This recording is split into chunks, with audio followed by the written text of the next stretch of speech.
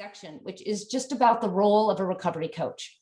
So I'm going to share, when we first introduce ourselves to our peer, we let them know, first and foremost, we have that lived experience and that we're here to support them. And we're going to help them set goals and take steps in any area of life that they deem important.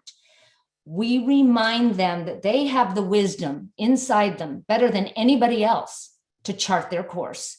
And then we build trust and we deepen rapport, and then we watch the miracles unfold. And so that's what I love about our role. So how do we do it? Well, we have some guiding principles.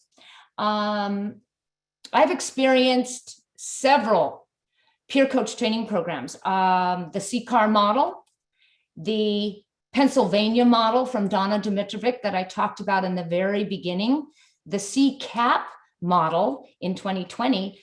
Year before that, I went through the Georgia Cares model, and I share that with you because all of those training programs for us have these guiding principles of a recovery coach: to do no harm, to have those clear boundaries. And we do a lot of training and practice around what that means, to make conscious use of self. So that's careful self-disclosure. We don't bring the attention on us, but when it's relevant, we might share a story while keeping the focus on our peer. We follow something called the principles of recovery from SAMHSA. I'm going to share those in a minute. Trust, relationship building is key. Recovery plans, developing recovery plans is the crux of what we do. I will share a little bit more about that in a bit. And then conducting those recovery check-ins, collaborating with all kinds of people, including professionals, with permission from our peer, of course. And then we're a resource connector. So those are some of our guiding principles that guide the role of a peer coach. Now, SAMHSA, who I hope most of you are familiar with, they are such a leader in driving the importance of peer support in terms of giving out grants and funding. They came up with these principles of recovery, and they guide or inform the work of a peer coach. So it's person-driven. You've already heard some of this. Multiple pathways, holistic. It addresses trauma. Many of us get training in trauma-informed care. Builds on strength, shows respect, and oh my gosh, do we give hope. So these are some of the principles of recovery. We are trained in those. And then we get to work doing the tasks of recovery. And I've always said that the destruction of our substance use become the tasks of recovery. So here are just a few ideas about what that might be. Maybe we're helping somebody complete their conditions of parole. Maybe we're helping them get their children back. Sometimes we've lost our children because of our substance use. Finding a safe place to live. You know, really, it's whatever the peer needs to rebuild, recover, discover who they were supposed to be all along.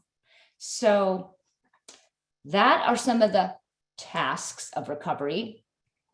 And what we do most of all, it kind of is an umbrella around what we do, is we build on strengths. We call those strengths recovery capital. So there's a bullet here. We concentrate on the peer's recovery capital to move them into lifelong recovery. So what is recovery capital? I would like to point you to page 7, 8, and 9 in your books. We do a lot around recovery capital, assessing it periodically, trying to figure out what strengths do you have when you first come to us? What strengths are you showing in 3 months or 6 months? Has there been a growth in your strengths? Internal strengths, things like, do you believe in yourself? Do you believe that recovery is possible? And external, those things around the peer. Do they have friends? Is their family still supporting them? Do they have a social network? Do they have money? So what we have found is that by assessing their recovery capital at periodic marks, we are able to see a growth and change. And I'm going to let you experience that for a minute. I want you to, now, we do all of this electronically now, but this is some of the same questions that we might ask on pages 8 and 9. So I'm going to be quiet just for a few minutes. I want you to assess your recovery capital. And this is something we do with our peers. So just take 3 minutes and then you'll get an idea of what we mean by recovery capital.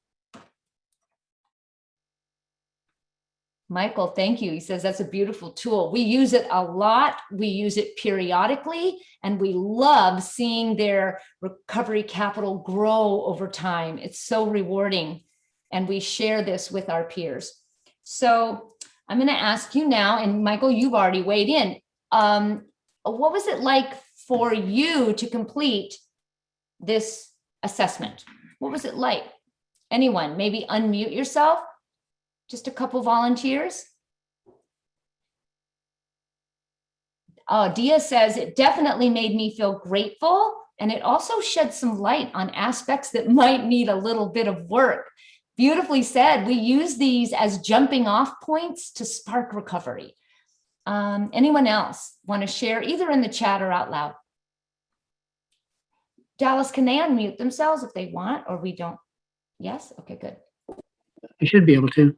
Okay. Anyone? And then if not that, what is the value of this tool for our peers? Anybody want to share? Brendan has his hand up. Yeah, I just want to say it was a big reminder that I have a lot going for me and that I have some strengths, because sometimes you don't always think about that. But it was a reminder that I do have things that, you know, build me up and make me a strong person and things. And while I have some stuff I can work on, it was just a reminder that, you know, I have tools at my disposal. Thank you for sharing that, Brendan. That's exactly why we use this. Thank you so much. I love that. And someone said, it's made me realize that I know some things that are valuable and that there's much more to learn. It reminded me of Maslow's hierarchy of needs. Well said, Brendan. Someone's commenting. Eye-opening, seeing where I used to be and where I am now. And that can be very inspiring for our peers as they navigate this thing we call recovery. So some of you are still commenting, and I so appreciate the input. So Nia has her hand up. Oh, I can't see that. So yes, Nia, unmute yourself. Yes. I think that this tool is a wonderful thing to have, because I think people are so used to hearing about the negative aspects of life, the negative things about themselves. This helps to do a real, a real personal self-check. Like, no, I'm not a complete screw up. No, I am not a big waste of space. Look at all these things that I do have going for in my life. It gives you that motivation to keep going, that you can build on it. It's not, you're not limited. You're only limited by yourself. You can keep going, and don't take that judgment from others as fact for yourself. Take into account what you actually know. Thank you so much, Nia. And that is the beauty of strength, of focusing on strengths and building on those strengths. And what we find is the quality and the quantity of recovery capital builds over time. It is a real earmark of success in recovery. We do know that the disempowered and the marginalized peers sometimes lack recovery capital assets that tend to be more common in our more privileged groups. And let me explain. So I was very fortunate. Even though I lost so much in my substance use, by the time I entered treatment, I had went from homelessness. I had an apartment. I had a car. That's huge. And I had a job. I was barely hanging on. I think they wanted to fire me, but I had one. So those are examples of recovery capital that somebody who is homeless and on the streets, they might not have that. But we can still work with anyone, and we build with what you have, and we grow you from there. Recovery Capital helps us develop something called the wellness plan, the recovery wellness plan. And this is a huge part of what we do on a weekly basis with our peers. So I want to share just a snippet of it. In your workbooks on page 10, let me pull this apart for you. So we capture a lot of what you see in the workbook electronically now, and we use texting in a variety of different ways to get this a wellness plan back to our peer of what they need to do for that week. But here's kind of what we're doing in any coaching session. We are asking, hey, we teach them the word life domains, but what that means is any area of life that's important to you: education, relationships, money, where you live, your finances, legal issues, anything that's on your, let's say, life wheel that's important to you. Well, that's a life domain, and we want to heal what needs healing. So we will ask, what's your biggest challenge right now for you? What do you want to focus on in this session? And let's say they pick employment. I need a job. That would become, we turn that into a goal. You are going to have a job that you like, that makes decent money. Okay, so that becomes your goal. Well, what could get in the way of that? I have a felony. I haven't worked in a while. I don't even have a resume. What else? Oh, my license is expired. Okay, that's okay. Well, what strengths do you have? Well, you did work before your substance use took you, and there are companies that will hire felons. And what else? You have skills, you have the ability to get a resume. So these become the action steps. What are the few steps you're going to take to grow this goal, and by when are you going to do it? And we try as coaches to make it just for that week. What's a small thing you're going to do for this week? You're going to see a little demo of this in a minute, which will probably explain it better. But this is what we mean by wellness planning. And in those action steps, we're probably hooking up that peer with some resources to get their resume together, or to practice interviewing skills. So we break down the goal into the little steps that are needed to get there. Does that make sense? I hope. Okay. Again, we do a lot of this now electronically, but this is the essence of what we're doing. Does anybody have a question on how we create a wellness plan? No, we break out into small. Anyone? I hear somebody talking. Anyone want to unmute yourself or put it in the chat? A question you have about creating the wellness plan?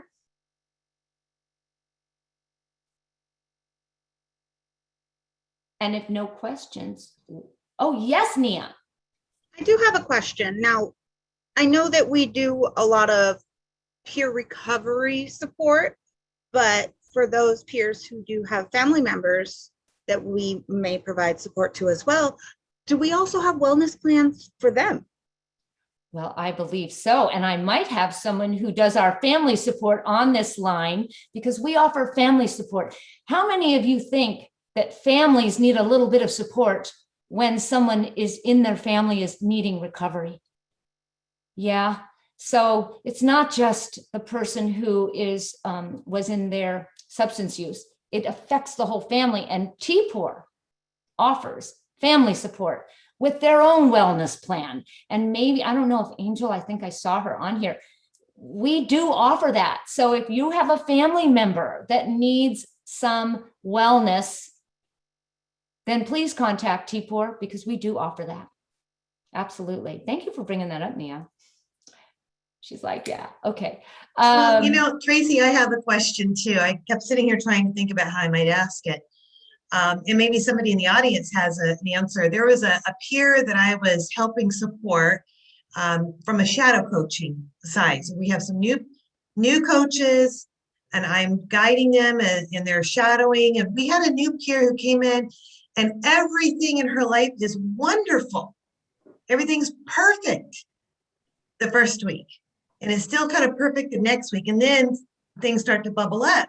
But the question I have for people that have used wellness recovery plans and done these types of assessments before, when you have someone who insists that everything is wonderful, first of all, I wondered, well, why are you reaching out for coaching? But that would be a question I have about creating a plan for someone who says it's just all great. Well, I think you alluded to it, Danella. Oh, I did have, what were you listening to? What did you hear? What I heard was at first, but then things started to bubble up. How many of you will open up right away to somebody you don't know? The trust and rapport is not there, and we're used to trying, our denial is pretty thick. Maybe we are not, that self-awareness is not there yet. So what I've learned as I've worked with peers over many months, the first couple sessions, sometimes more than that, are very surface. Maybe we've tried to tell ourselves things are great so we can survive. But as we develop that deep rapport and respect, and I'll even say love, then we are in a safe place to open up what's really going on around here. Where do I really need healing? And so we as coaches, and I know Danella knows this because she's done it for me, we allow for that space, we allow for that trust to grow, and over time it truly does. And I bet everybody here has an area of life that can grow, right? Like I've been working on myself for a long time, but there's still some areas there. So, but I love letting the time take for that to grow. And then people get, and as we become vulnerable and share a little bit appropriately, that vulnerability allows our peers to open up and share their vulnerability too. Don't you think? Anybody Yeah. else want to comment? And Tracy, I want to give a little feedback to Danella's question there, because I've definitely, had several peers that I've coached that everything was rosy in their life. They just said, "Yeah, I'm doing really good." And if I, haven't already given them that assessment of recovery capital, which has those 50 questions, then I usually find that's a good time to do it.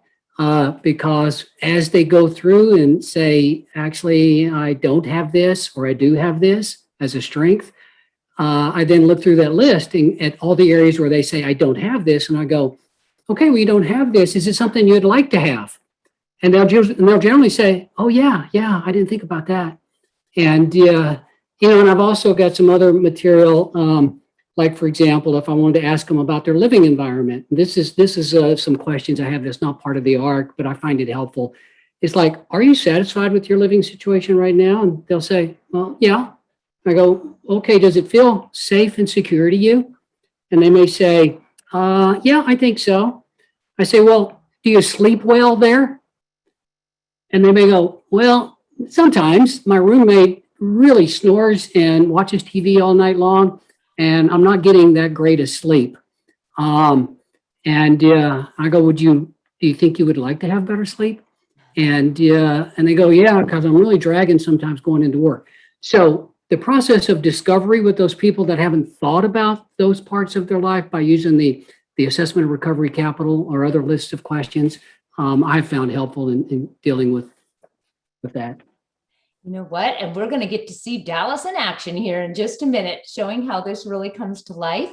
Dallas, thank you for sharing. Danella, thank you for asking. I just want to make sure I haven't missed anything here in our chat. There is a lot of reference to WRAP, the Wellness Recovery Action Plan. We do utilize that, and I'm seeing people refer to that. Also, Jackie shared that Root and Rebound. Take this. Root and Rebound is an amazing program that helps people who were incarcerated in the past with various resources, such as free lawyers, helping reduce or expunge records, job placement, and housing. The Purpose of Recovery keeps an ongoing, robust list of resources on our website. And if we don't have Root and Rebound on there, I can guarantee you it's going to be added here pretty quick, because we try to keep a growing list of resources for our peers and our peer coaches and anyone in the community to access. So Thank you for sharing. So I think we're starting to see the value of a wellness plan. It's literally what moves the person forward to take action and rebuild their life. That's why we use it, and we use it every time we meet with someone, with a peer. Now, the next piece is kind of fun.